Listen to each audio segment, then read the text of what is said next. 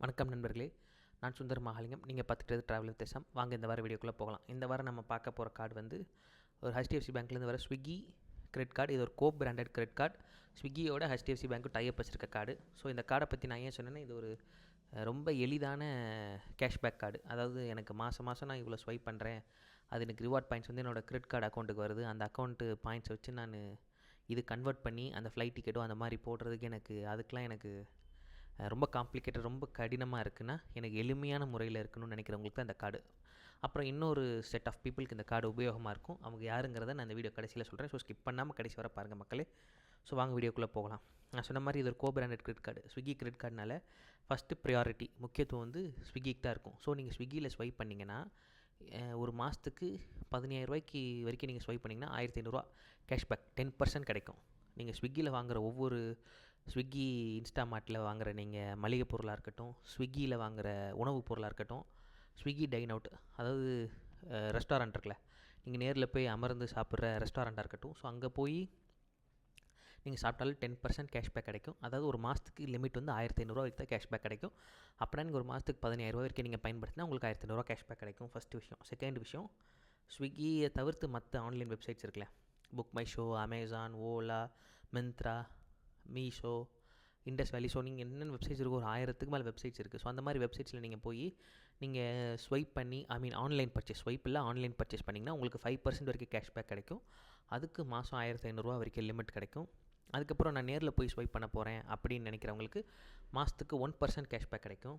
இது ஒரு நல்ல 1%ங்கிறதே நல்ல விஷயம் தான். எல்லாம் 1% ரொம்ப கம்மியாக இருக்கேன்னு நினைப்பீங்க. ஆனால் நான் ஒரு எக்ஸாம்பிள் சொல்லிட்டா, இதே மாதிரி இதுக்கு ஈக்குவலாக ஒரு கார்டு இருக்குது. இதோட ஆனால் இன்கம் க்ரைட்டீரியா வந்து இதோட கொஞ்சம் அதிகமாக, அது மாதம் 20,000 மேலே இருக்கணும்.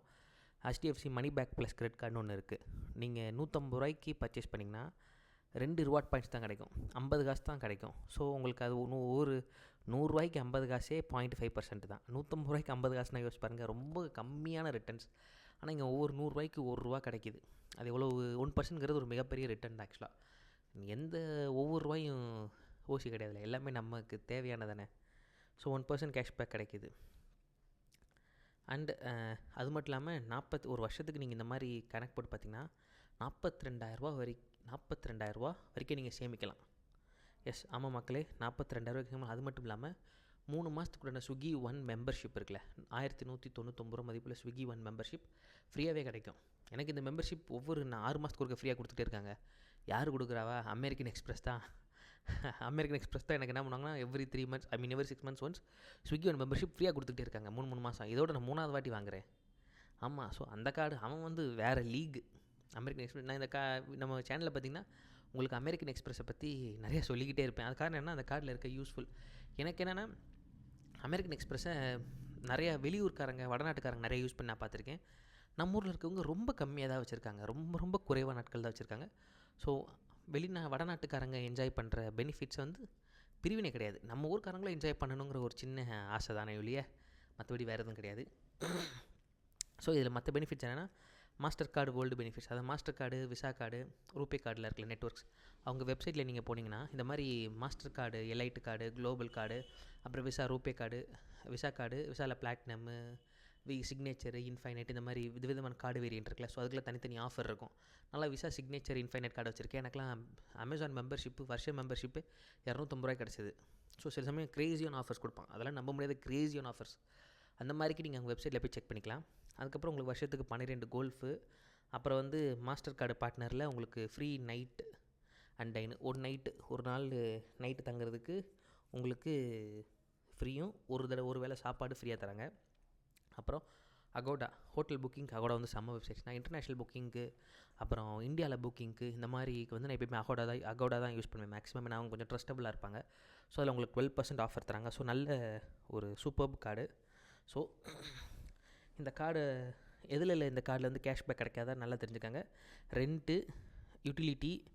ரெண்ட்டுனா வாடகை, உங்களுக்கு தெரியும். யூட்டிலிட்டிங்கிறது கேஸ் பில்லு, கரண்ட் பில்லு, அப்புறம் இன்டர்நெட் பில்லு, இந்த மாதிரி வீட்டில் என்னென்ன பண்ணுறோமோ அதுக்கெலாம் கிடைக்காது. அப்புறம் பெட்ரோலு, கேஸு, டீசல் கிடைக்காது. இன்சூரன்ஸுக்கு கிடைக்காது. இஎம்ஐக்கு கிடைக்காது. ஜுவல்லரிஸ், நகைக்கடைகளுக்கு கிடைக்காது. கவர்மெண்ட் ஸ்பென்ஸ் கிடைக்காது. வாலெட்டு, அப்புறம் similar spends from 5% cashback. Flight, hotel bookings and others. So இதுக்கு 5% கிடைக்காது. ஃப்ளைட்டு, ஹோட்டல் புக்கிங், அகோடா மட்டும் தான் 12%, மற்றது எல்லாமே வந்து கேஷ்பேக் கிடைக்காது.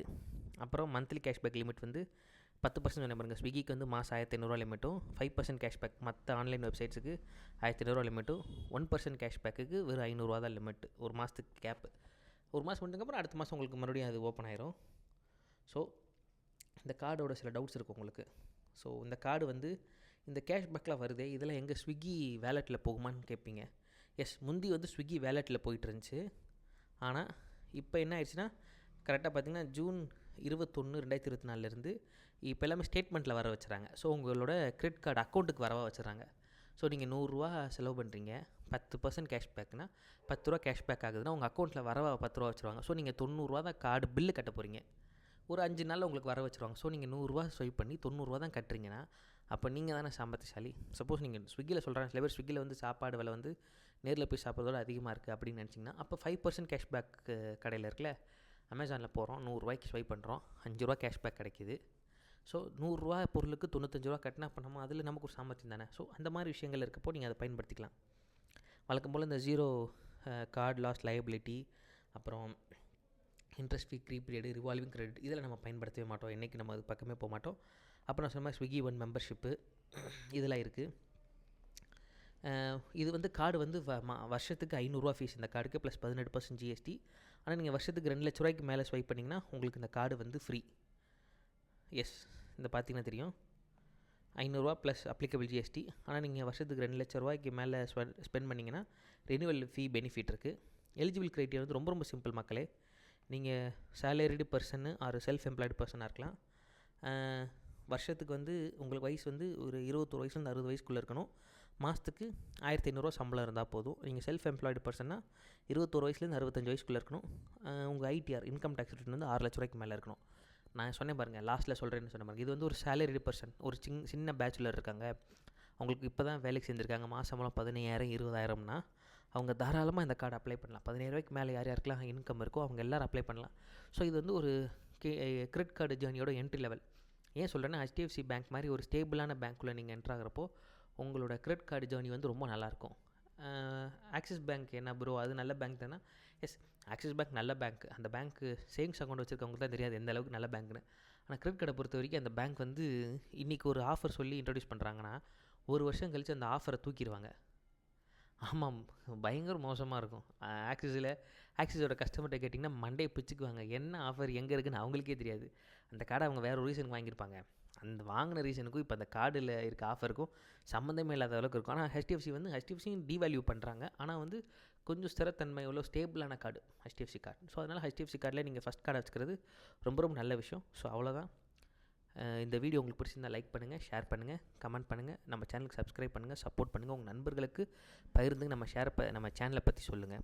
எஸ், நம்ம சேனலை பற்றி நிறையா சொல்லுங்கள். அப்புறம் வந்து நம்ம இந்தியாவில் பார்த்திங்கன்னா வெறும் 14 கோடி பேர்கிட்ட தான் முதலீடு பண்ணுறதா சொல்கிறாங்க. 14 கோடி டிமேட் அக்கௌண்ட்டு தான் இருக்குது, முதலீடு அக்கௌண்ட் இருக்குது.